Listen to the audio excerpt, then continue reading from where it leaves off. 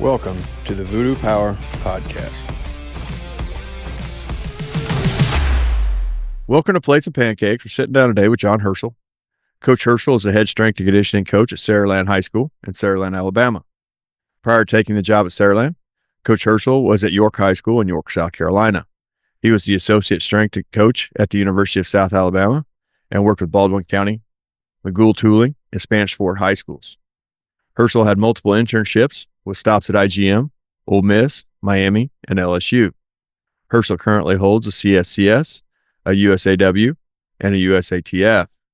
He has a Bachelor of Science from Jamestown College in Physical Education and a master's degree in Park and Recreation Management from Ole Miss. So welcome to the show, Coach. Glad to be here. I appreciate you having me on. Well, it was one of those deals. We'd kind of met each other down in Texas a little bit and then texted back and forth a few times on a few different ideas and seemed like the right direction to go. Definitely glad to be here. I think I've listened to every single one of your podcasts and everything, and you do a great job with it. So it's glad to be on here, man. Excited for it. Well, hopefully they're worth your time. So this one I have high expectations for, so we'll see what happens. You've had the opportunity to work with some legendary strength and football minds throughout your career at your different stops. You've got to merge them all together. How has that kind of influenced what you're doing now? It's just being able to look what people have done. And, the thing is that I think as a strength conditioning coach, you kind of evolve, it's where, when you first start out, what you know is what you know, and that's it. And you get really, really, I guess, centered in that. And then as you go more places, you experience more things, you start to, change, your philosophy and what you do. And a lot of that is, determined by the people that you surround yourself with. And if you surround yourself with enough people that aren't necessarily as like-minded as you, that helps you grow a lot more as a coach.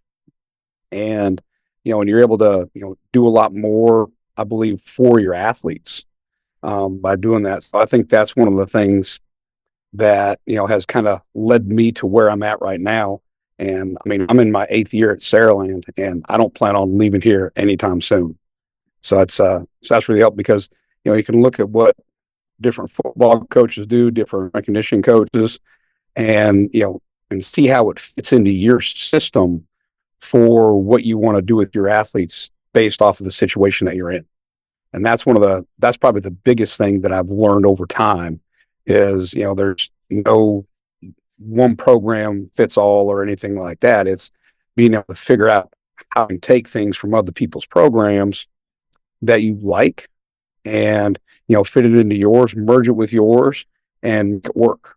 Building onto that a little, nailing down a philosophy, is that something that's you're always not necessarily changing, but you're always tweaking and cleaning it up and making it where it's a more clear philosophy for you? Yeah. I think it's one of those things where it's almost, ever evolving. I think would be the best way for me to say it, because it's like, some people will go, all powerlifting. Oh, you need to do West Side barbell. This is all you need to do and everything. And I know people that did that. I also know people that, with, my experience at, LSU and everything, with Gatch and Tom Moffitt, and Tom is a great guy, great strength coach. To where they're like, there are a lot of people that are all in. It's like, oh, you just need to do Olympic lifts.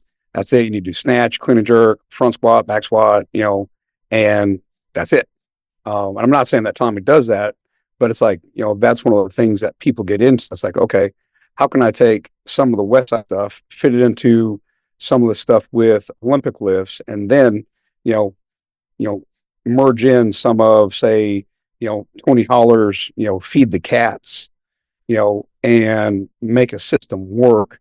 And then you start looking at different things with, if you want to start looking at, like, say, your agility training, your movement training, kind of some of the game speed that, Tony Villani does. It's like trying to figure out how to make that work. And you also have to realize, okay, you're working with high school kids.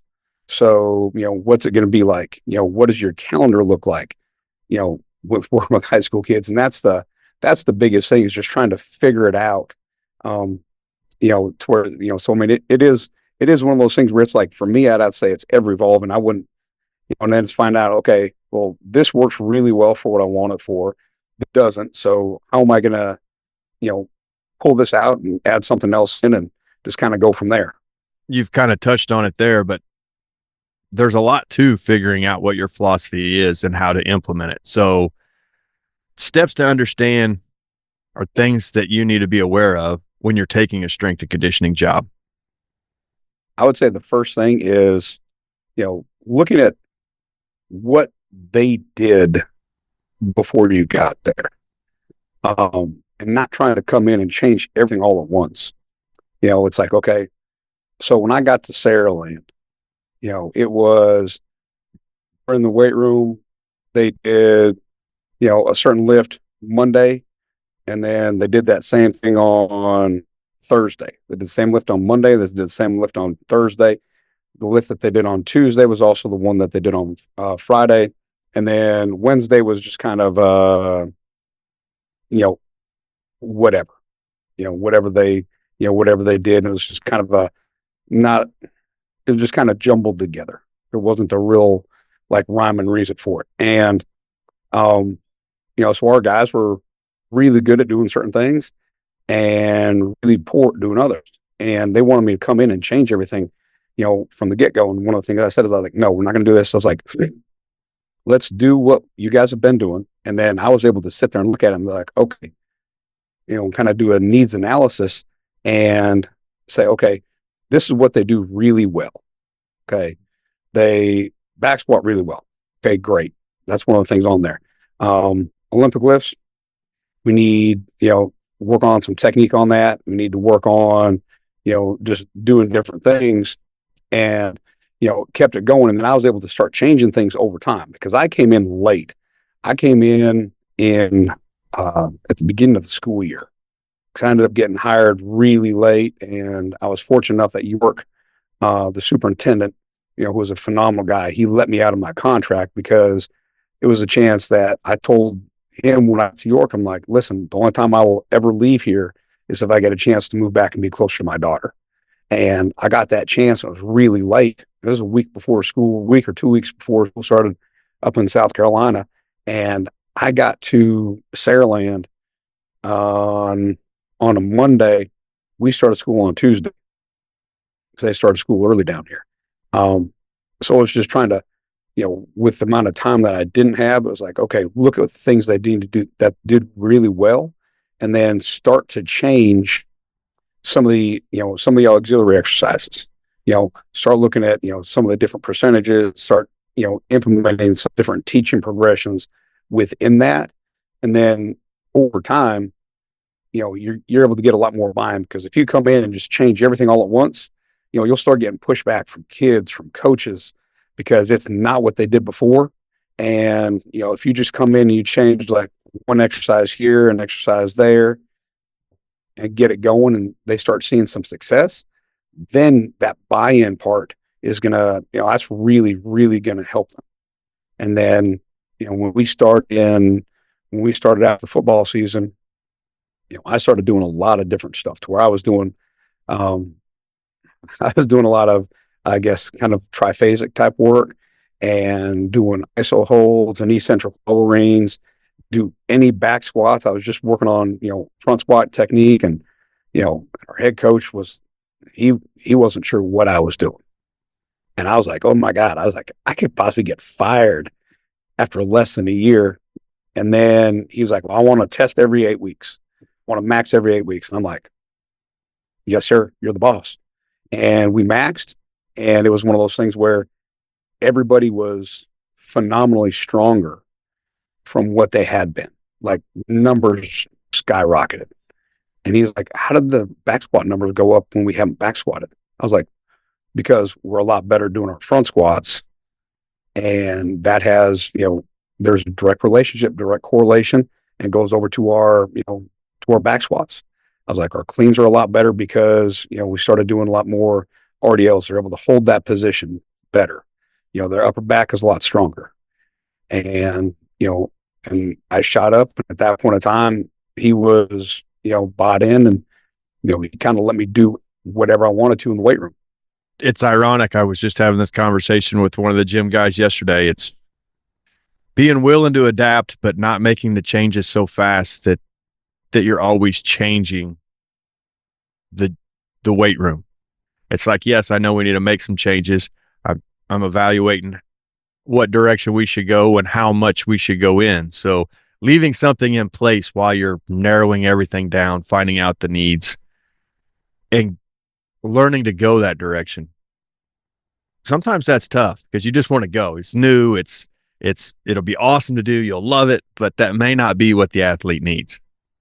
I think some people, I think some coaches, the young coaches are, they'll come in and they'll change stuff so often that they don't know actually, I've seen coaches change stuff so often that they don't know what works. They don't know if this works or if that doesn't, because if you're constantly changing everything so much, you don't have a long enough timeline or sample size to actually see if what you did, is it causation or is it correlation? I mean, is it directly related to it, or is it one of those things where you were able to get away with it because you had good enough athletes or you had, whatever? It's like being able to look at that and being able to sit there and say, yes, I know my program works because of X, Y, and Z. We've been able to see these results by doing this, and I know this works. Because I remember listening to Kevin Vanderbush, speak about it at one point in time. And he's like, I know my program works. He goes, I have to sit here and look at it and say, okay, is this really going to benefit me if I make this change within my program? Because I already know what I do works. And he's like, and if it's a big enough change, I'll do it. If I know that it's going to work and I'm positive it's going to work in our situation. And that's one of the things that, he's also had 40 some years of experience at Ben Davis. And I mean, and he makes, it's a great point that he makes. Sometimes novelty drives decisions to change what you're doing in the weight room, and that's not necessarily what we should be looking at. It's more of the effectiveness. You've kind of seen a lot of programs. You've seen them from the bare bones of the floor up to the upper level with huge success. I mean, Miami, you were playing for national titles, but that had to have gotten built somehow. So building a new program from scratch, whether it be at the high school level or whatever level it might be, what are the first things that you get on your mind when you walk through the door? When you're doing that is, first of all, get the coaches on your side, find out, who's the biggest influence, for as far as the coaches. And usually that is, say, your football coach.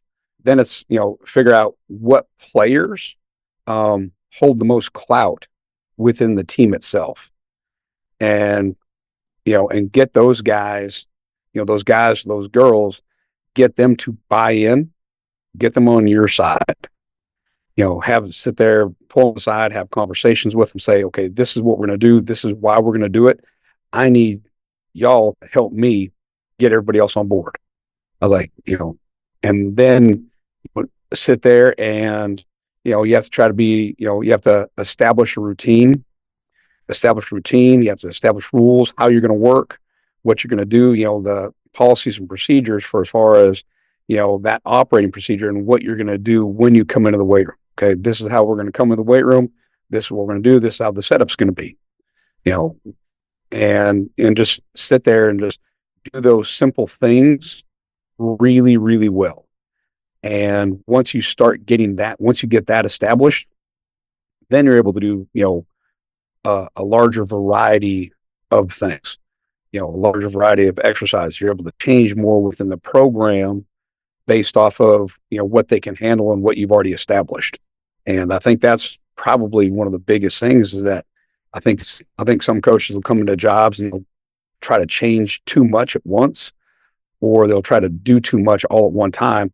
And, and their athletes don't really know, they haven't had that established base, of really understanding what they need to do and how they're supposed to do it.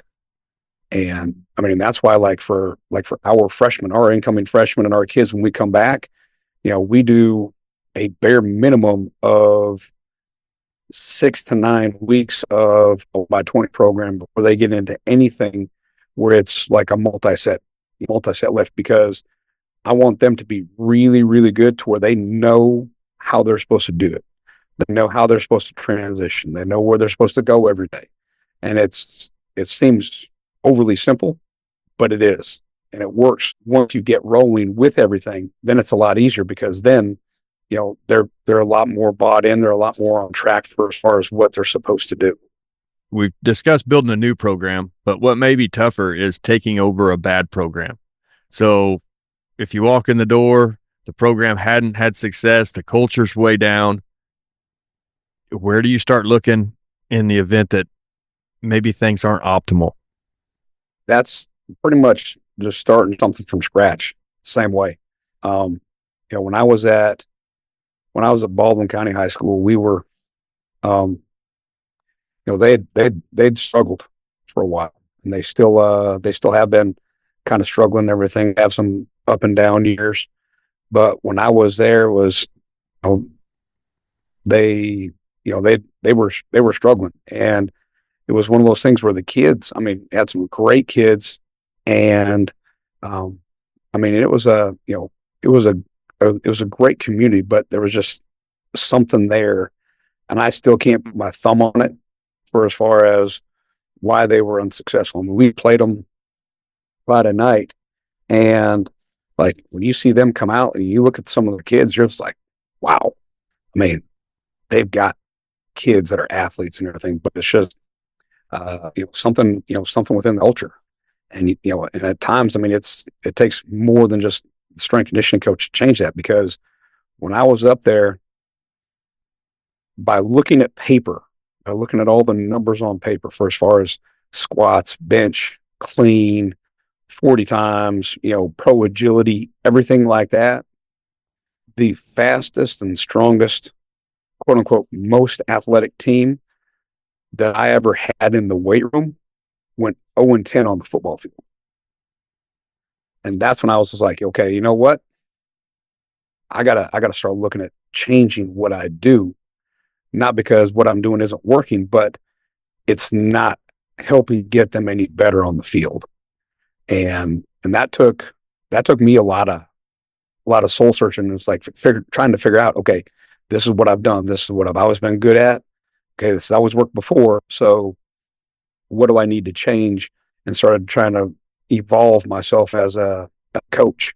But coming in with a program that hasn't been successful, for science, okay, what's been done before in the past? Are people allowed to just kind of come in late? What are the policies and procedures in place? How well do you have, administration? Or do you have backing from the administration, backing from, the sport coaches and everybody else? How much buy-in, how bought in is everybody to being successful? And that's, I think, one of the things that people need to look at when they're getting ready to take a job. Okay, you may have a job and it may be, it may look better, but once you start pulling back the layers, it may not be what what it's perceived to be. And that's one of the things that I think when taking a job, I think you really, really need to look into that for as far as the amount of work that it's going to take and how many people you have on your side in order to do that can make things happen. That's a pretty interesting point. You would think that you have everything in place, you have all the athletes, but if you're missing any direction in there, it's all for naught. You had touched on this earlier, but when you walk into a program like when you came into Saraland, you're looking at finding the needs in the empty buckets in your athletes. Do you do that off kind of something you've built up over the past that dictates where you want to go? Or are you just giving it an overall broad view of what you're seeing in deficiencies and how they carry themselves? What are you looking at that's telling you where the program needs to go? You start out with like the bird's eye view, what you just said, for as far as looking at the program overall, looking at the deficiencies. So like when I came into Saraland, I saw some things that were really, really well, did really well. I was like, okay, guys were tasks. They knew where they were supposed to go for as far as the procedures that way. And then, when I started looking at some of the stuff that they were doing, uh, it's like there was no unilateral work. Everything was all just bilateral, everything in one spot. Didn't do really any speed work, didn't really do any movement work. And it's like, okay, looking at bird's eye view, how am I going to change this? How am I going to start implementing different things? And then, over time, I've been able to take it and kind of narrow it down to where, kind of to where we are now, with all of our programs. And, so I mean, I think you just start with that bird's eye view, looking at it, and it's like, okay, what do we need to change?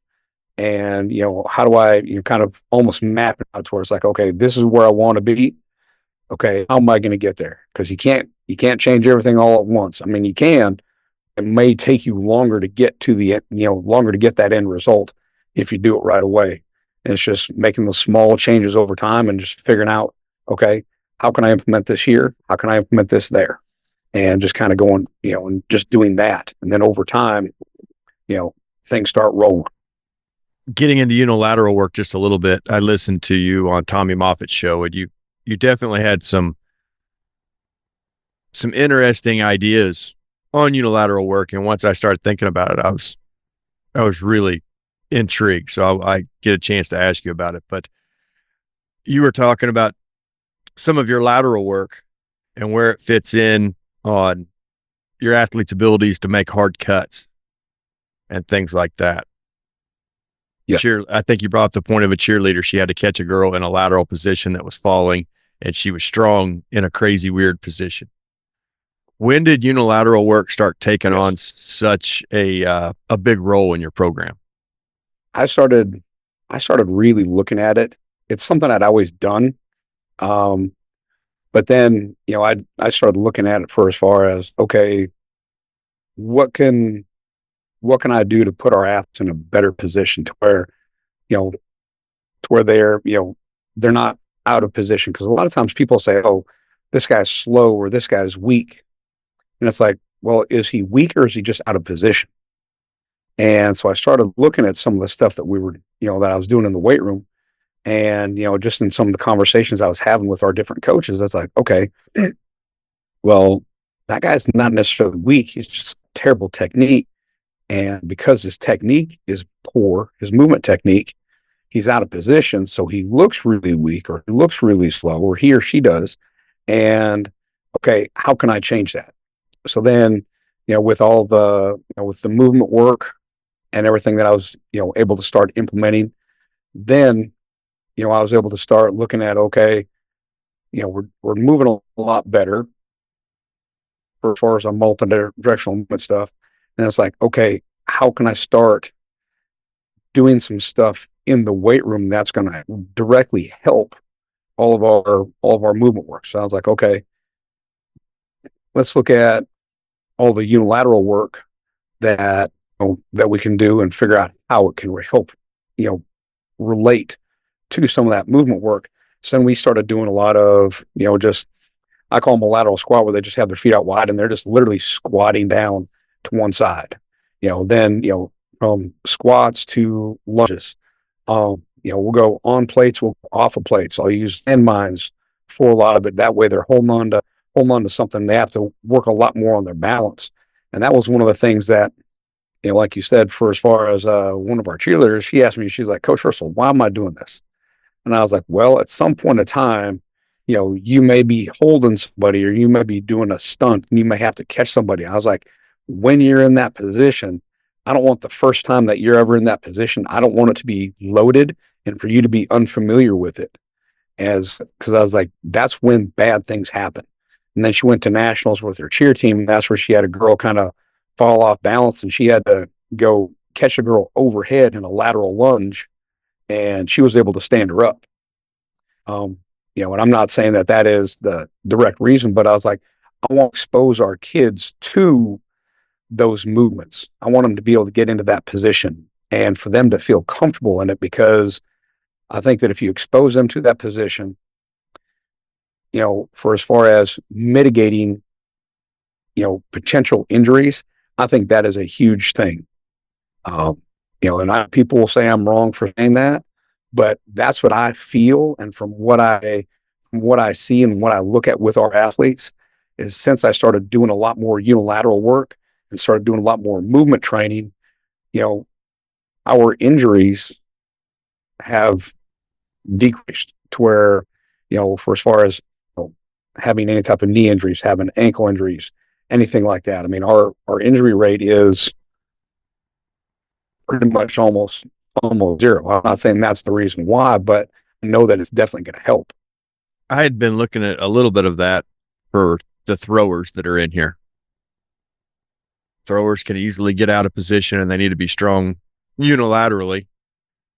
I was also looking at it for rotational athletes. I think maybe that's something I've missed out on a little bit. And then when I heard you talking about it and heard you explain it, I'm like, okay, well, maybe that is something I'm missing that could help these athletes. Have you seen carryovers in your throwers and your baseball players and things like that? Yeah, a lot of our baseball players, just as a great example is with some of our pitchers when they're, having to try to load that back leg and just, start going toward, home plate. Once they start, they're able to be a lot more balanced and they're able to drive forward rather than just fall forward. And then when that front foot comes down, just being able to plant and be stable and strong in that position. Our baseball players and our softball players have seen, great results from it. I mean, I think it's definitely helped them.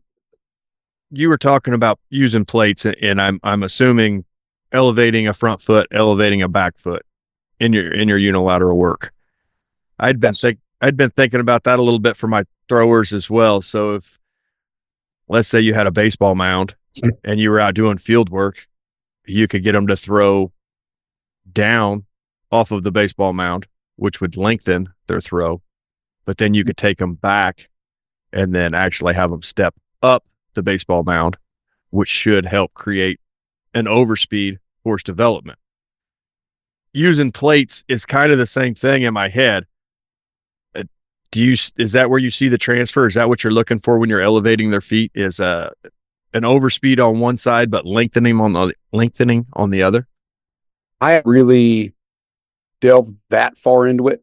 One of the things that I want to do is I just want to expose them to a greater range of motion with having them do like a lateral lunge to a plate, for as far as just being able to change the surface a little bit, for as far as just the height of it, or them being able to go off a plate, because we'll do lateral lunges off of 245-pound plates, so they're stacked up probably, I don't know, 4 to 6 inches or so, and they'll do like a 5-second isometric hold in the bottom of that position, to where it's like, okay, I want you going fast on the way down, and by stepping off that plate, it increases that range of motion, and it also increases the amount of force that they have to produce in order to stabilize down the bottom of that. And that's one of the things that we'll do is we'll step off and like, okay, I want you to drop down as fast as you can and control it, and you're going to stick and you're going to hold that position. So I guess so, yeah. Now that I look at it, yeah. I mean, that's one of the reasons for just I want them to be able to stabilize as fast as possible when they get into that position, and that way they can rebound out of it. And hopefully, when they get exposed to that in a game, regardless whatever sport they're playing, they're going to feel comfortable enough to be able to come out of it and be in a better position. Yeah, I think if they're on a raised platform going down to a lengthening position, you're going to create a harder eccentric stop. But then the other direction, if they're going up, you're going to create a better force development, kind of like an overspeed in sprinting. I don't know if you've done any, but like Villani has the Bruce Lee's or whatever that he does. Well, if you elevate one foot over the other, well, then you're getting that overspeed in that foot. In my mind, it might create somewhat of the same thing, but it's nice. It's nice to talk to somebody that does a lot of unilateral work and is seeing big benefit from it.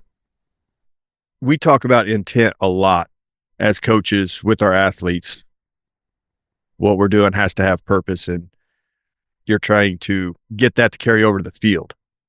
but it starts with coaching intent, being purposeful in what you're designing and how you're translating that to the kids. How have you been able to get that to work for you where your message is clear, you have intent every day, and when your class starts, kids are ready to go? You need to show up and you need to be there for the kids, regardless of, what's going on, within your personal life, at home, professional life, whatever, is that you need to do that. And that's one of the things that I've been trying to do a lot more of that, to where it's like, regardless of whatever's going on, it's like, okay, I'm going to come in, we'll do the best I can, be in a great mood, make things happen. But for as far as getting the kids to train with intent, that's one of the things that when they see you doing that as a coach, to where you're coming in and you're being consistent, with your message, the kids are going to learn a lot quicker. That, and then, get results, showing the kids that they're making progress. I'm not saying you have to max every day you come in the weight room, anything like that, but the kids want to see results. It doesn't matter if, they're a freshman girl or a senior boy. They want to see results. They want to, they like it when they, start to feel better. They feel better about how they look. They feel better about what they're doing. And you have to show those results. I mean, right now, one of the things that, we do a lot of jump training for, as far as, I've got 2 plow mats, and we'll do a lot of jump training. And I've got some iPads that have Google Sheets on there. I'm like, okay, this is how I want you to record stuff. And I'll have kids going in there, and it's like, okay, this is what you got last week. I want you to get higher this week. And they can actually look back at what they did the week before and see that.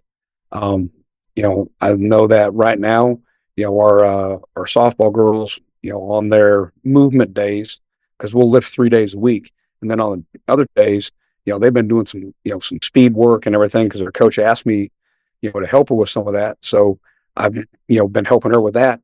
And, we've got our dasher timing system, and we've got that set up, and those girls are doing dedicated speed work. And they're like, well, coach, why is this not working? I was like, okay, warm-ups, when I tell you to stay off your heels, I was like, you got to stay off your heels. And then they're starting to buy in, to where they're like, hey, coach, I want you to watch me sprint. I want you to watch me sprint. And just for all intent that they're training with, because now they understand. Now it's not just a meaningless drill that you're having them do every day, but now they understand the reason for it. And so they're being a lot more intentional with the effort that they're giving when they come down. And, and that's something that I think, really bought in. But I mean, these kids, they want to see results. I mean, they want to look better. Guys, whenever guys start rolling up their sleeves a little bit because their arms are getting bigger. I mean, never in my wildest dreams did I think I'd implement as much like dedicated, like bodybuilding type stuff in my program as I have probably in the last 6 to 7 years. It's like, okay, it doesn't matter if they're boys or girls. They want to look better. They want to see the results, and I know that once they start rolling up their sleeves, that, that they're going to start training hard, because they like it. And, they'll sit there and, I'll see girls flexing and doing different stuff. And they're always like, coach, look at my muscle. And, and it just helps them buy in. It helps you get more out of them. And it helps, just overall with the overall culture of the weight room. I had heard you talk about that, and I actually had a question in here on Tommy Moffitt's podcast, but scheduling the workouts in a way to get the athletes in the door, and then scheduling exercises that the athletes want to do. There's certain athletes as a coach, or there's certain exercises as a coach you want your athletes doing. But like you said, the way they look means a lot to them. There's certain things that mean a lot to the kids. So if you don't give that back to them, they're just soldiers in your little army. Where if you create the way you program and what you give them back, it creates a team atmosphere almost in a weird way. Yeah. And that's why, for me, I mean, we do, with our program, we'll run a modified tier system, and I make sure that my upper body day is on Fridays here. The reason why is that if I make my lower body day on Friday, there'll be a lot more people, a lot more kids that'll have, doctor's appointments or whatever on Fridays, especially in the fall as well as in the spring, because, Saraland, it's about an hour 15 from the beach. A lot of people that go down to the beach on the weekends.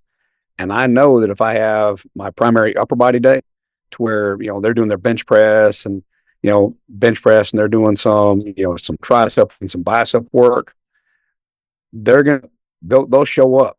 You'll have a lot more people coming in, showing up so they can get that bench press and that upper body work in, and then they'll check out and go to the beach.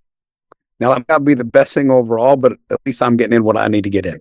I don't know about math, English, and history, but at least they're getting in. They're getting my class in. I had talked to another coach earlier this summer. We talk a lot, and he was trying to get kids in, and these are the same ideas we were looking at. How can you program it where the day that they're not showing up becomes the day they want to show up? And it may be things like that. If you get the bench press in, you get curls in, all of a sudden they start making their way in. Because they want to look better for the beach and they enjoy those workouts. It's throwing them, it's just give them something that they like, throw it in there, and they will, and they'll be a lot more consistent with their effort and, their attendance and everything that you want to have them do. And it'll really start manifesting within the program, overall for all of your athletes. Going back to the results, kids are harder to fool than maybe they ever used to be. They have so many tools at their disposal to tell them where progress is. Jump mats, dasher timers. It's not the old stopwatch and, hey, you're getting faster. They can see it instantly.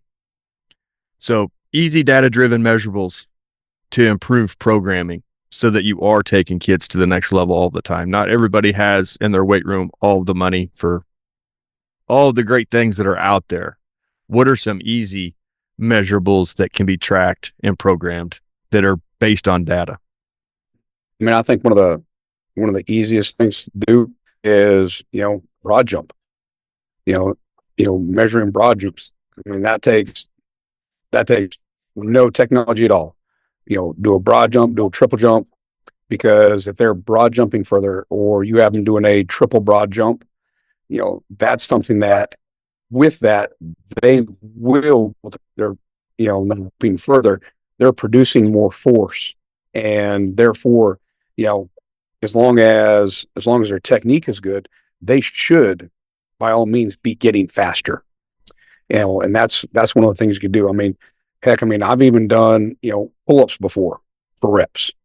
It's where it's like, okay, whoever can do the largest amount of pull-ups in your program, they're probably going to be some of your fastest, kids, be it males or females, because, just the body weight ratio of looking at, okay, they can do, 10, 15, pull-ups or chin-ups, however you want to do it.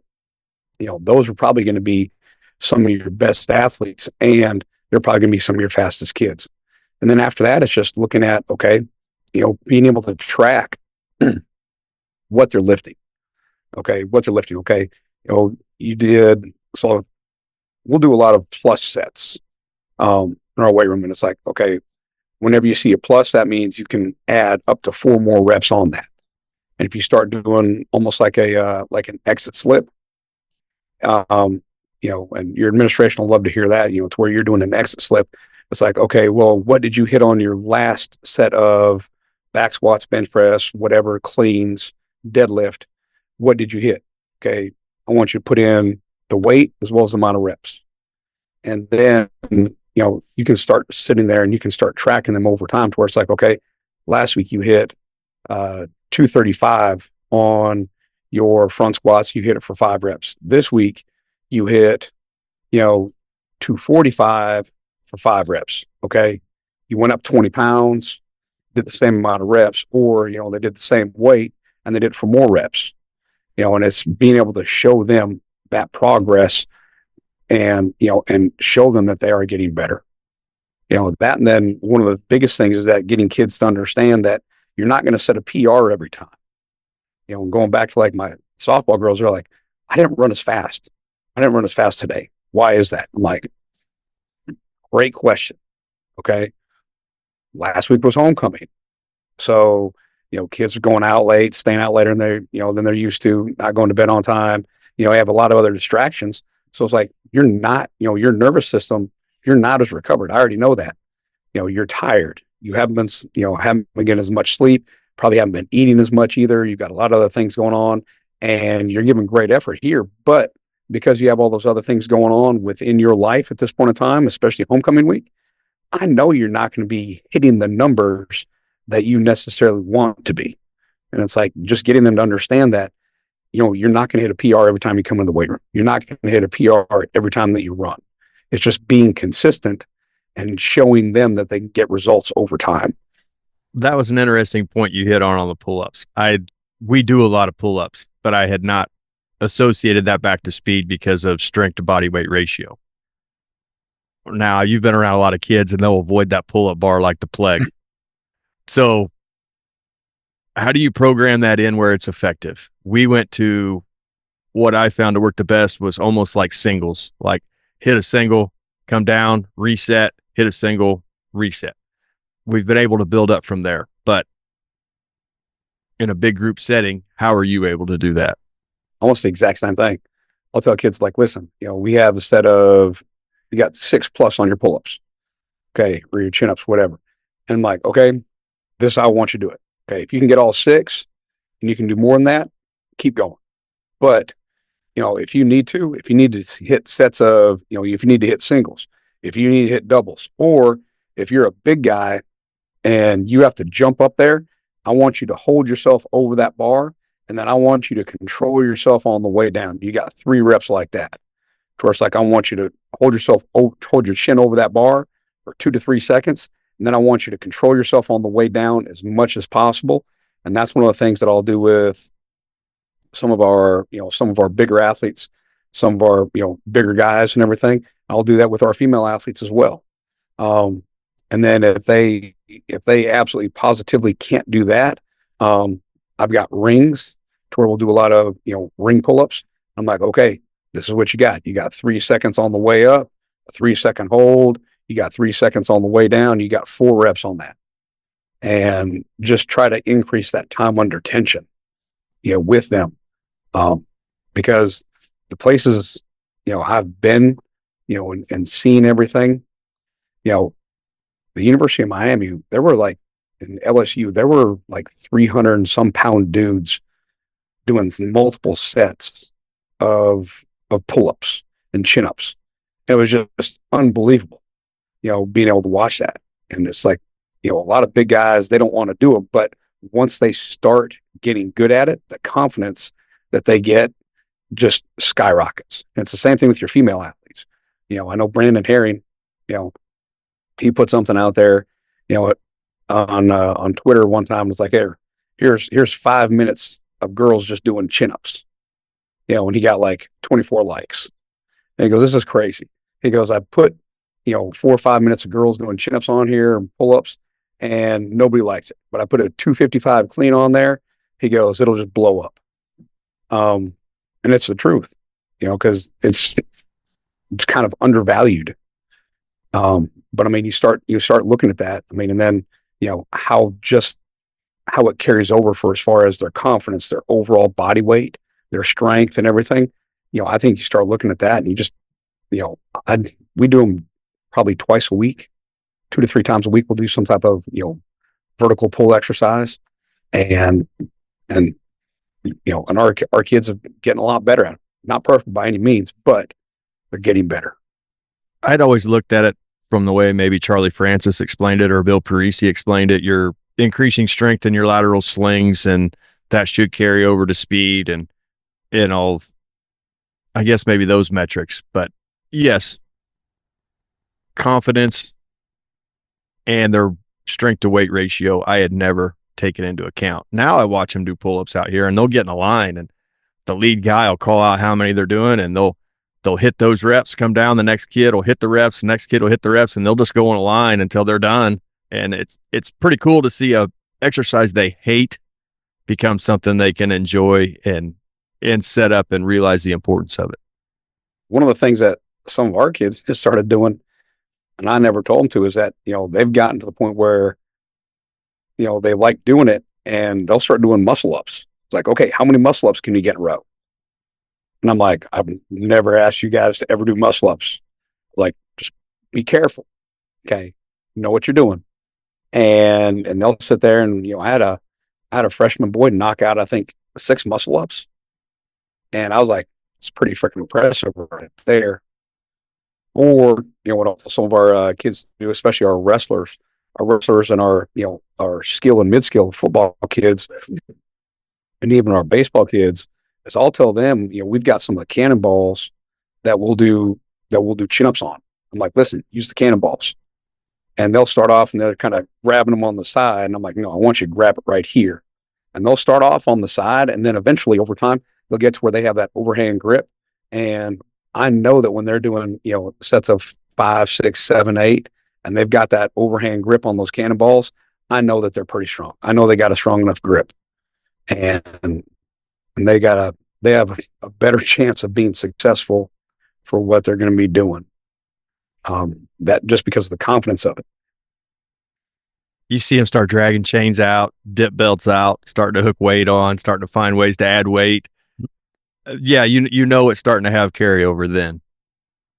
We've talked about sports coaches just a little bit, but your role is always going to involve working with sports coaches and trying to create buy-in. So helping the sport coach identify what your role is as a strength coach and how you're able to help them.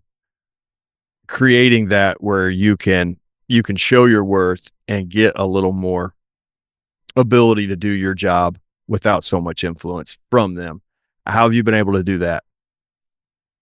Well, it's just explaining to them that you want the same thing that they do. You want them to be successful. You want their kids to be successful. And then, showing them what you're going to do. And then, like for us, the vast majority of our sport coaches, especially head coaches, their planning block is when their team is in the weight room. So they will come down and they will, they'll be there when their team is training and they'll help. And, and one of the things that I've seen with that is, you have, and it took me a while to figure out the best way to do it because, the last thing anybody wants to see is a sport coach over there where they're sitting there on their phone, they're looking on, Twitter or Facebook or Instagram or whatever, or they're just, texting or emailing people and everything. And I know at times, because it's their planning period that they have other things that they need to be doing. And I understand that. But that's one of those things where if the kids see that, they think, okay, it's not important enough for our coach to be coaching us when we're in the weight room. So therefore it's not important enough for me to be doing what I'm supposed to do. So what I do with our sport coaches is that I will show them, like if we're doing a multi-station warm-up, I'll be like, hey, this is what I want you to do. I give them a task and I say, I want you doing this warm-up. Okay, these are the parameters. Okay, I want you doing, some different jumps with them. I would recommend getting them into 4 different groups. Don't do anything over 10 seconds. Other than that, here's a list of the exercises you can do. Have them do it. Just, make sure you go one group at a time. That way everybody's getting rest because this isn't conditioning. This is just some type of warm up.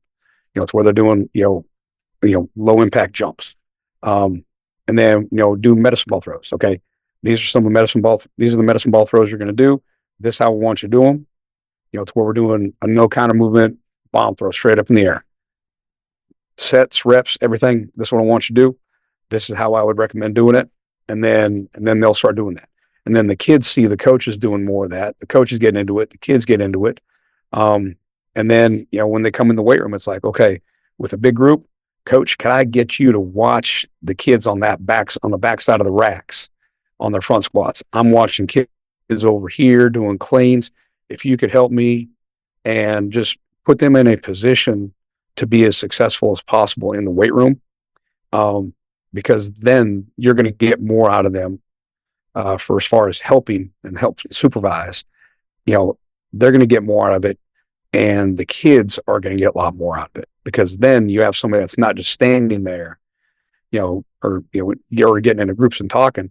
They've got somebody that's actually coaching them and be like, hey, on your front squats, work on getting your elbows up, fix your foot position, whatever cues. And I'll have coaches be like, well, I don't want to say something wrong.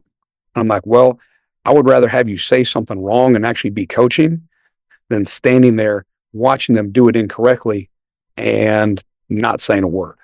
I would rather have you say something wrong and I'm like, if anything, just repeat the things that come out of my mouth that you hear me say, just repeat that to the kids.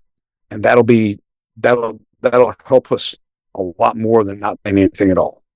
Yes, if they coach it wrong, you guys can have a conversation later when no kids are around, but at least the kids know they're engaged, they're watching.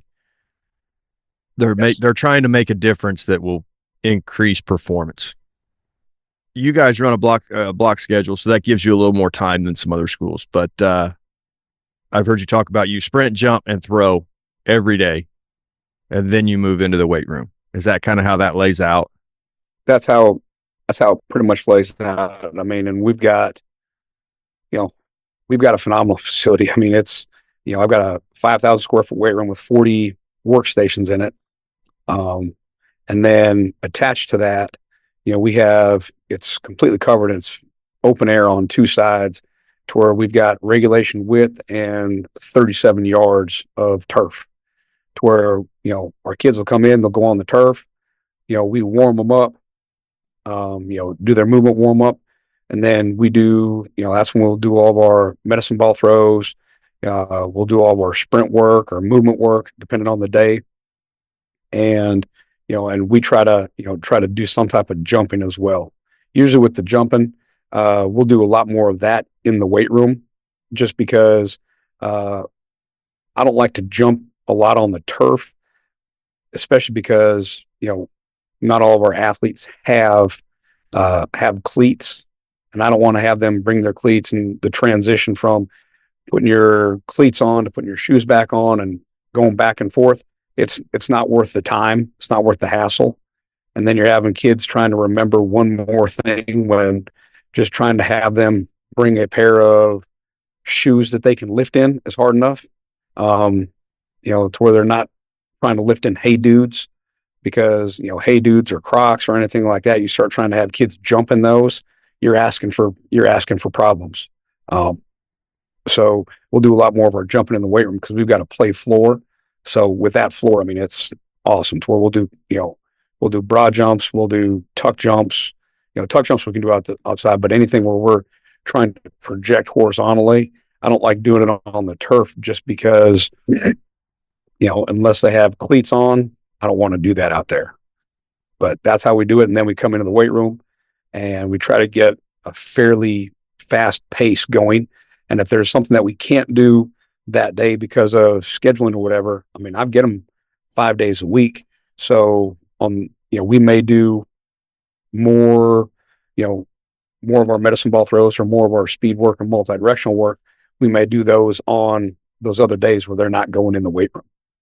We may really, really focus on doing a lot more dedicated work then, and, just kind of go from there. But we try to get in some type of sprint, some type of jump, some type of throw every single day.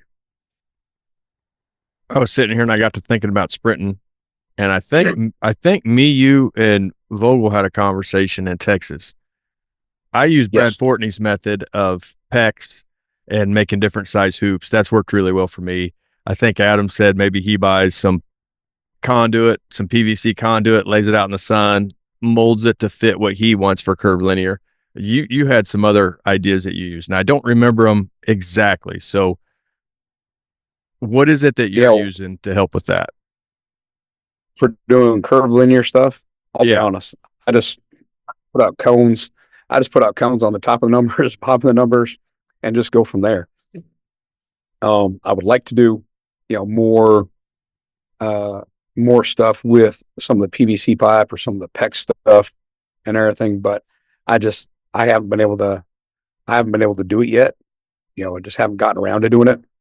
But, for the curvilinear stuff, that's usually what I do. Is I start out and I just use a cone, and I'll go, 1 yard separation between them. Then I'll go 2 yards and then 3. And it's all based off of how far they're going and how far apart the cones are. So, we'll usually start off like that to where they're narrower. That way, the kids are able to be more successful when they're doing it and just be able to go from there. But yeah, I know that Brad does a lot of that stuff as well as Adam, and they are, because I know Adam, he spoke at when I was up in Wyzetta. I remember he actually spoke about that, and he had everything to where he, had multiple pieces to where he would actually put them together. And I know for a lot of the field work stuff that he does, that works really, really well. I couldn't remember if you said that you had got something off Amazon or if you use cones. So I figured I'd use this opportunity to at least ask. Oh, that was with the okay. So that was with some of the game speed stuff, the break plant separate stuff. Try I bought them from like Gopher, I think is where I got them from, and they're the little what do they call them? They're like probably 18 inches across, 18 inches diameter, and they're like the little round hoops. And what I was doing was having my kids go up, and I was working on their break plant separate, as well as on their stopping work, as well as their roll 90. I was actually using that to give them a landmark as to where their feet should be sitting and everything. That's what it was. I asked Adam about because he has little like octagons that he has or something like that, or they're squares or octagons or something like that. That's the shape of them. And I started using the little circles, little circle hoops that I got from Gopher. That is right. Now that you mentioned that, we were talking game speed, because I'll use the small pecs. I got all my pecs cut into different lengths, and they all hook together. So you can make one huge hoop, or you can bring them down into small hoops. So I got one that it might be like you said, an 18-inch diameter, and that's what we use for roll 90s and things like that. And that's how the conversation got going. You're right. I started using that because I kept on having kids, they were chopping their steps, and and they weren't getting what we needed to out of the drill. So I was like, okay, I'm going to try this with myself. And, so I went and, got a pair of cleats on and, started trying it out with myself. I'm like, okay, this works. I was like, and I started doing that with my kids, and all of a sudden they started hitting that roll 90. They were able to get, their break plant separate stuff in, and they were able to really work and get a lot more, they were able to get a lot more efficient at their change of direction. And that worked really, really well. You'd mentioned they're using it for stops too.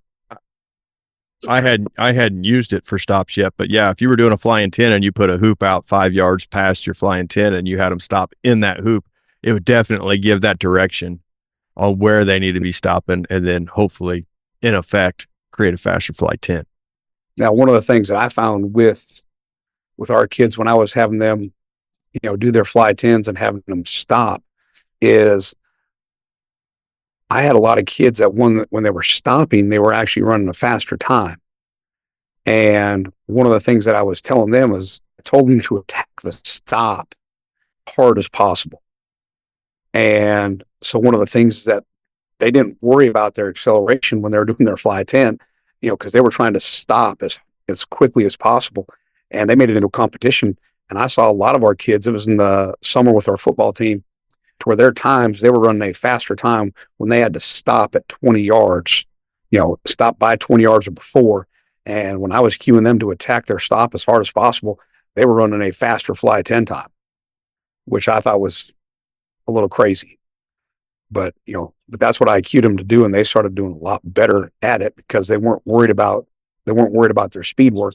They were worried more about their stop. That was something I had noticed out here, and we just started putting it in. And especially a kid that seems to be stuck on their flying 10, if you throw stops in, it seems like they can get through that plateau for whatever reason. I know me and Villani discussed it, and he thought maybe it was more neural. Maybe it is. I don't know, but it works. It's almost like that mental block to where they're thinking about their acceleration so much and everything, to where if something feels a little bit off, they're like, oh, it's not going to be as fast a time. And then all of a sudden it's like they're not having to think about that. They're just running because they're not worried about their start. They're not worried about the fly 10. They're just worried about being able to stop in time. And, and all of a sudden it's like they stop thinking about it. They're able to relax a little bit more, and they're able to be a lot more fluid in their movement. Now, do you stack starts and stops so that you're getting a good big push and you're getting the stop all progressively as you go down the line?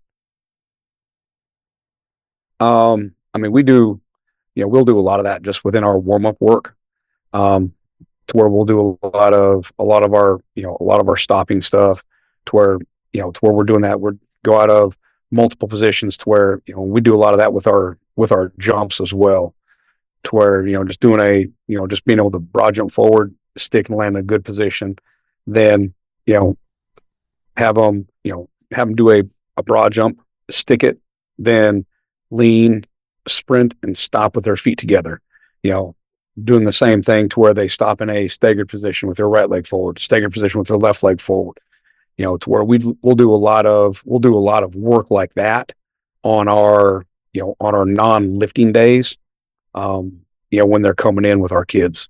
That way, we can do that. And that's what we do, to where, like I said, we lift 3 days a week, and then the other days we use that for. So in Alabama, we're able to, with them having their sport coaches there, they can actually do, they can actually practice some in school, to where, like, your baseball team, they can go throw, they can do whatever. Basketball, they can get some shots up, they can start working on, different things.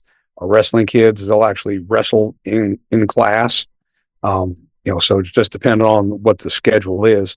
But like with our football guys, especially during the springtime, those other 2 days, we'll start doing a lot more of our movement stuff outside, to where we're working on that start and stop and change directions, just being able to get them in that position, do some different running drills, do some different movement work, and, some kind of, movement based games, some of the stuff that like Jeremy Boone does, or, I want to say it's Nick Giblin, down in Florida, some of the stuff that he does as far as some of his chase games and pursuit stuff, to where we'll incorporate some of that in there on those other days.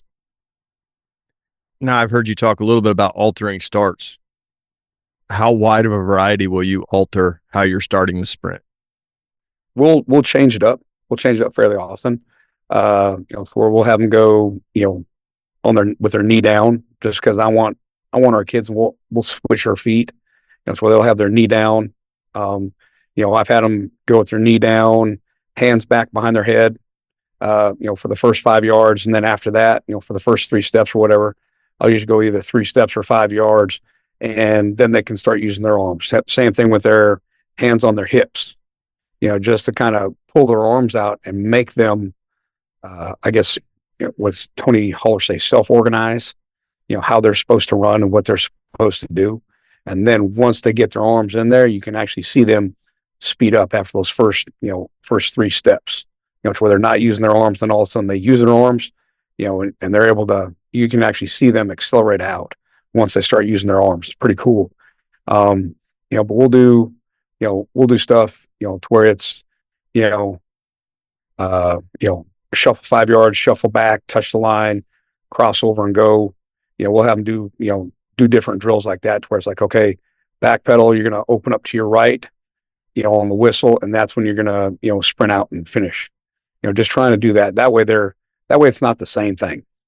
And it gives them a little bit more competition, and they're able to get better quality reps out of it, because they're like, okay, this isn't just some random running that coach is having us do. This is, for your DBs and your wide receivers, they'll start talking some smack, and, and then you'll get an offensive lineman up there, or defensive lineman who beats some of those guys, and they're doing a back pedal drill, and then they start talking, and, and it just gets some competition going.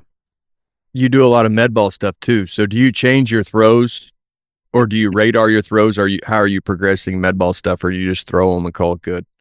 Our med ball stuff, we'll start out on all of our throws to where they go from a non-counter movement position, because I want to see them get down in that good athletic position to where they're throwing it off the floor, to where we'll go from, we'll start our throws from where they go from the ground. Then I'll have them stand up, hold it at their waist, do a counter movement. and then I'll have them do, to where they're doing some like high pogos to a counter movement throw. And then for as far as adjusting the size and the weight of the medicine ball, one of the things that I tell them is that when we're doing our bomb throw straight up, okay, once you get close to where you're hitting the ceiling, or you're gonna, as I tell the kids, you come close to hitting a speaker, a sprinkler, a light, or anything else. You hit one of those three things, you can get me fired. Okay, you need to go with a heavier medicine ball. But if you're just throwing that ball and it's getting 6, 7, 8, 9, maybe 10 foot over your head, and you're not getting close to, we've got some batting cages in there. So what I tell the kids, I'm like, the medicine ball that you throw, okay, it needs to be light enough that you can almost hit those batting cages. You've got to be able to get it to that height. If you can't get the ball to that height, the medicine ball that you're using is too heavy. You're not producing enough power. Now, once you get close to hitting, like I said, a speaker, a sprinkler, a light, or anything else, you need to go up in weight. And that's kind of how I regulate the vertical throws. Then for the horizontal throws, what I tell them is you need to be able to throw at a bare minimum of 10 yards. Once you throw it 15, then you need to go up in weight, because the way I see it is that they're producing enough force that they can go up. And, we've got, what are those medicine balls that we have? We've got the Perform Better. We got some of the nice Perform Better ones. And I got them when they had a sale a couple years ago, and they were like 40% off. And I bought $3,000 worth of medicine balls, to where we have 6, 8, 10-pound balls. We have 10 of all of them. And then, 4s and 12s, we have 5 of all those weights. And, so, I mean, we've got enough medicine balls to where our kids can find it, because, when you start getting high school kids that, they're throwing a 12-pound medicine ball and they're getting close to hitting the ceiling of our covered turf, they're producing a fairly good amount of power. And then I'll sit there and be like, okay, I want you throwing right underneath the beam. That way you throw it straight up, because you're using a 10-pound or 12-pound ball. And, if you're hitting that beam every time, you're good. Just don't hit the light or the speaker. And I was like, you better not ever throw that thing near a sprinkler head, because you hit that, you get me fired. So that's kind of how I regulate our medicine ball throws. Yeah, it sounds, pretty common. You find a weight, and you don't necessarily waive the intensity or the weight. You just let them send it until you reach the peak you want, and then move to the next medicine ball, start it all over again. Yep. Now, I've also heard you talk about you'll contrast those. So you'll contrast either with your clean. I think that's maybe what you talked about, but I would assume that if you're doing a snatch or whatever, you contrast it as well. I'll do contrast throws, with our athletes, especially, we'll do a lot more of it kind of in season, but, we're able to do that right now, to where we'll do, some different contrast stuff, because we've got a garage door, and then we've got 3 sets of double doors that go from a weight room right onto the turf. So we'll do contrast sprints, to where all the kids have an ID number on the dasher system, to where they hit their cleans or whatever they're getting in the weight room. They walk outside, we've got the dashers set up. They put in their ID number. I teach them how to put in their ID number, hit set, and then they run. And, they'll do that with the dasher system. I'll also have them do different medicine ball throws. We'll go outside, we'll do, our cleans, and then we'll work on, getting bomb throws in. With our football guys in season, one of the things that we'll do is we'll do a lot of hex bar jumps. And we do a lot of those anyway with all of our kids, to where they'll do a hex bar jump, and then they'll do a plyomat jump. And, with some of our football guys, in season, one of the things that I've done before, as it gets later on in the season, just so I know they're producing enough power, is we'll do a will do a hex bar jump, then they'll go outside, they'll do a heavy medicine ball throw, then they'll move up, 10 yards, and then they'll do a lighter medicine ball throw. And, they'll do that with their cleans. And usually what I tell the guys is that if you have a clean that's 225 or higher, when you go outside and you do the first medicine ball bomb throw, you'll use a 12-pound ball and then you use an 8. If you're under 225 on your clean, you'll do a 10-pound throw and then a 6-pound throw. To where that way there's enough, there's enough variation between the weights of those medicine balls that when they get to that, it's where they're doing a clean or they're doing a hex bar jump and they're going pretty heavy on those. To when they grab that first medicine ball, it's going to feel light. And when they grab that second medicine ball, it's going to feel like they're throwing nothing.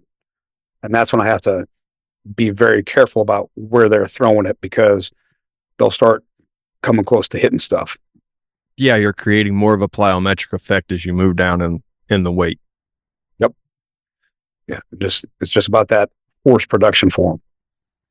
That and then, usually when they start doing that, they'll get some good competition where it's like, oh, you're only using that, you're using that medicine ball. You need to step your game up or whatever. And they'll start talking a little bit or, it's like, hey, I just threw an 8-pound ball and, I almost hit the speaker.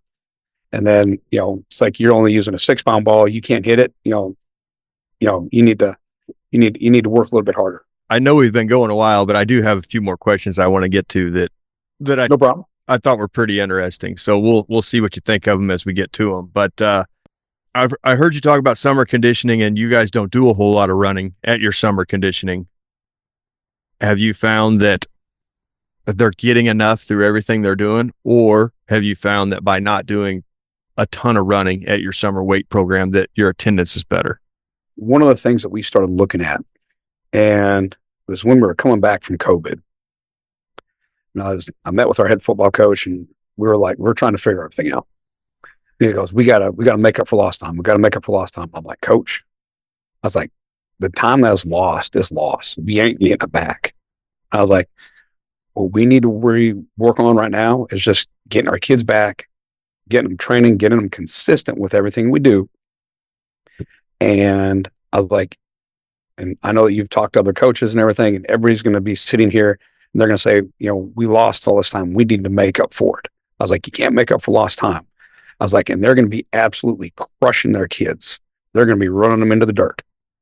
I was like, let's just come back and let's just focus on our speed work, our strength work.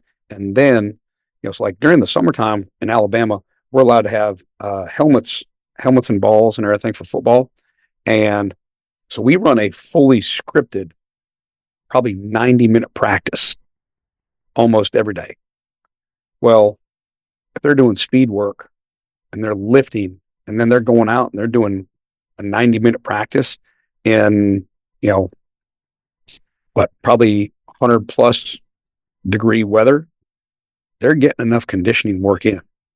And we started that. And I'm like, listen, we're not going to do any additional conditioning. I was like, the people that do that, I was like, you start looking at them in September and October, they're going to start, going downhill. Their kids are going to start getting injured. They're going to be, losing more football games. And I was like, and we're going to be fresh. I guarantee it. If not, I was like, I'll quit my job. And we did that, that summer. And, we had a great run and lost in the state semifinals, but our guys were in great shape. And ever since then, we haven't done any really conditioning type stuff.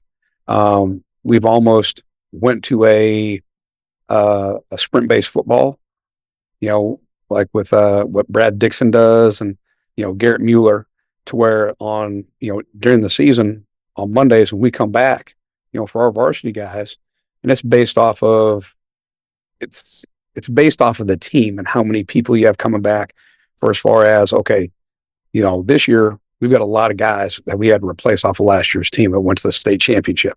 So, so we've done more practices in shells or in full pads, but as the season has been going on, one of the things that we'll do is, we'll go and, on Mondays, it's pretty much helmets only. And when you're in, and they'll go like a fast Monday and it's guys just coming in, okay, getting them moving, getting them going really fast. Then that day they'll get a lift in, and then the JV will play, and then Tuesday is most likely full pads, Wednesday is shells, Thursday is a run through, and we've been able to keep our guys really, really healthy and stay fast because that's the goal of it. So we haven't done any like dedicated conditioning work for probably 5 years with our football team. If you look at how active your athletes are, it's probably not as needed as what people may think because they're doing something all the dang time. Yes. Well, that, and then, if they know that they have conditioning stuff afterward, they're not going to go as hard. They won't practice as hard if they know that they have conditioning afterward. I mean, and it's just, it's that simple. They're going to hold back. Whereas if they know that they're not going to have to do any just mindless running and they can go as hard as they can during practice, then all of a sudden it's amazing because everything starts looking a lot more crisp, for as far as offensively, defensively, and the guys, you're getting more out of the kids, and, and they're getting in better shape, and they're not having to worry about they're not having to worry about running 110s or gassers or half gassers or anything like that. I've talked about that a little bit before, and it, to be a little bit of an economist would make a lot of sense as a coach because there's a scarcity factor in what you just said. I'm not going to give up my resources yet because I've got to give them up after practice for more. So if you take that away, you stimulate your economy, and now your practices are better and more of your energy is being spent where you want it to be spent as opposed to wasting it in conditioning. Yeah. And then you look at football guys. Okay. Look at what they do, when they go to a 7-on-7 tournament. They go to a 7-on-7 tournament, the amount of yardage that those guys are covering. And then, I mean, and I'm not talking just about football. And then, you look at, say, your baseball and softball players, when they go and they play in these tournaments and they're playing in a weekend long tournament and it's 110, 120 degrees out there with the heat index, and they're playing 4 or 5 games, they don't need to do any running. Your volleyball girls are like, look at your wrestlers. When your wrestlers go to a big tournament, and they're going 3 rounds or whatever. I mean, they don't need any extra stuff. They need to figure out how to recover more than anything else. That brings up a question I had here, but selected competition teams, and they're out there. It's not going back. They've got a stronghold. More and more kids are participating in them. There's plenty of reasons why they exist, and there's plenty of reasons why they're growing in popularity. But making the adaptation as a strength coach at a school to help those athletes and get a program that works for them as well, how difficult has that been? Challenging. Not as much with, probably the sport that has the largest amount of challenges for me is volleyball during the spring, because during the spring, I mean, they're leaving, they'll leave on Fridays, and that's when they go wherever they, travel all over the place. So it's figuring out, like with them, instead of them lifting, say, Monday, Wednesday, Friday, like most of our kids do, or most of our athletes do, when they start doing club season stuff, okay, they'll go Monday, Wednesday, Thursday. And just trying to figure out the best way to keep those kids healthy is the biggest thing. To where we'll rein back on some stuff. We'll throw in some days that, they're doing, to where they're maybe not doing necessarily a structured lift, to where we may have them come out, do a bunch of mobility work or whatever, especially because, if they're riding, in a vehicle 8 hours to a tournament, playing for 3.5 days, not sleeping well, not eating well, and then another 8 hours ride back on Monday, you're not going to get great quality work out of them anyway. So one of the things that I'll do is I'll have them do a I've got a fat bell circuit that I'll do with our kids, and I'll be like, okay, you've got, you know, these 3 exercises at station 1, station 2, station 3, station 4. I want you going for time to where you're never standing still. You're just going, just getting some blood flow going, just getting them moving and doing something. Because I know that they'll feel a lot better after they get finished with that. To where we'll do it with fat bells. We'll also do, some different body weight stuff with that as well. And, and just try to help them recover. And so, I mean, you have to it is what it is. And if you try to fight it, the kids are going to resent you for it. And they're not going to give you any effort at all when they are supposed to be in there, because, they're just, you're butting heads. You're fighting a battle that you cannot win. And if you win it, chances are you're going to end up losing the war anyway, because in the end, they're there to play their sport. They're not there to be a weightlifter or a power lifter or anything else. It's a means to an end.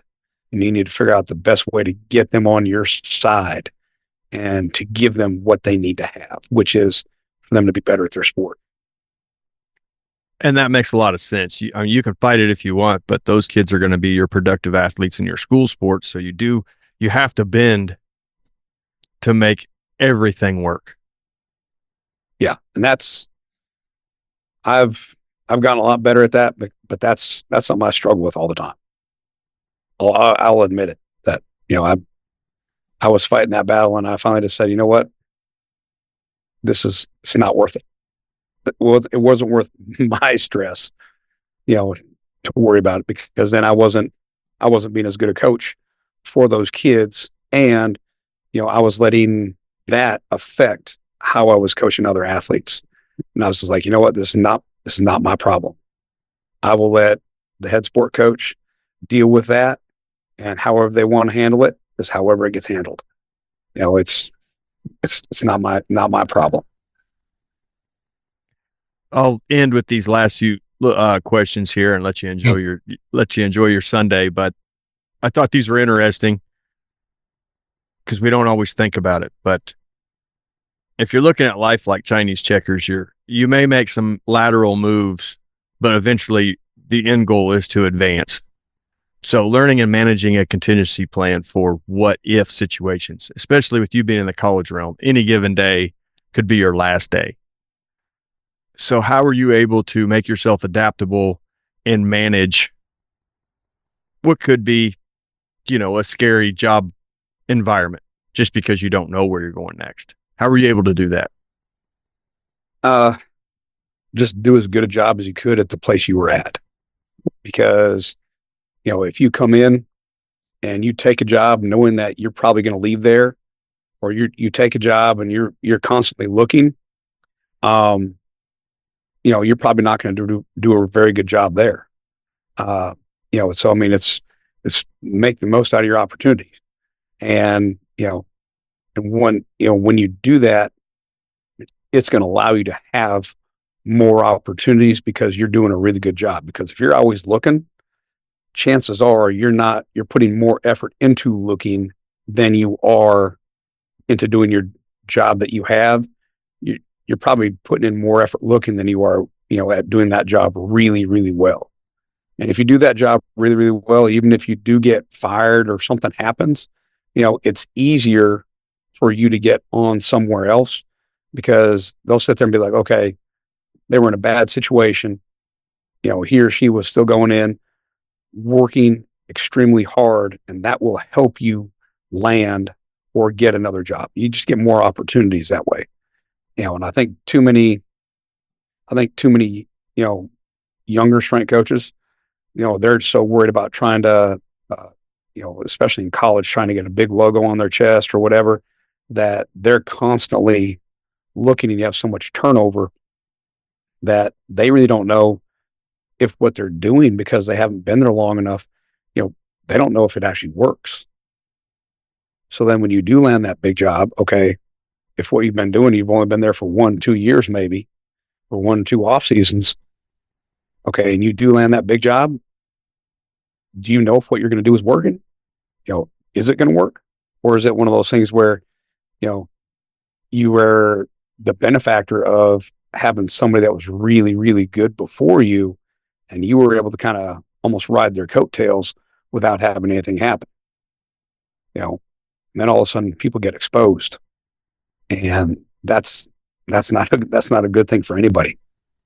So, I mean, I'd say just the biggest thing is just doing as good a job as you can wherever you're at that point in time, and that's, may not be the most comfortable thing or may not be the sexiest thing to hear. But I mean, if you do a good job where you're at, you will have opportunities come up. And the last question I'll hit you with was exposures to multiple sports and how that affects your weight room by branching out and learning about sports that really you may not have any interest in. How has that made you a better strength coach? It helps you understand the needs of different sports. One of the things that I've done since we added wrestling, our wrestling coach was a phenomenal guy. And, and I didn't really know much about wrestling. I hadn't really trained wrestlers before. But one of the things that, I did is I was like, okay, hey, with our wrestlers, instead of maybe doing, hang cleans or block cleans or whatever, I was like, even though they're going to be good for them, I was like, what if we had them do like sandbag cleans? And he was like, yes. So, so we'll have our wrestlers do some sandbag cleans because, if you do a 225, hang clean or whatever, that's great. But then you try to do a 100-pound, 120-pound sandbag clean, that's a huge difference. And, when we started doing that with some of his wrestlers, and they were getting a lot better on the mat because, just having to stabilize, they were getting a lot stronger to where they were stronger in, just different positions. So it's just being able to look at that and figure out, what you can do to help them be more successful. It's the same thing with our, baseball and softball kids, that are really rotational. Okay.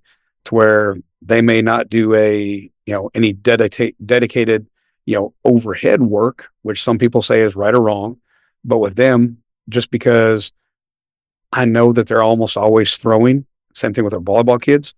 So instead of having them doing something where they're doing a barbell overhead press, I'll have them do a high incline, fat bell incline bench, to where they're sitting there and it's working a very similar range of motion. They're getting a lot stronger in that vertical press. But the way I see it is that it's putting them in a more beneficial, range of motion, and keeps that head of that humerus in a more neutral position, which is what I want, because they already have enough inflammation in their shoulder from all the throwing and all the baseball, softball, as well as volleyball stuff that they're doing. And if I start getting them in that fixed range of motion where they're holding that bar, I know that that's going to start, irritating that shoulder more. You're going to start seeing some bicep tendonitis. You're going to start seeing some rotator cuff issues. And I don't want to start, I'd rather not have to work around that and send a kid, to physical therapy to where they're getting stuff in. If I can avoid that, keep them healthy and in the weight room, that's better for all of us. As much as I'd like to go down those roads with you, I know we've been on here quite a while, and that maybe that'll be a topic for another day, but I appreciate your time, and I'm super sorry it took so long to get you on here, but I'm glad we were able to get it scheduled, and I think it's going to turn out really well. Well, I appreciate you having me on. I'm a big fan of your podcast, and I'm more than willing. Anytime you want to, give me a call or text, just let me know. Okay. Well, I appreciate it, Coach, and I hope you have a wonderful rest of your day. Thank you. You too.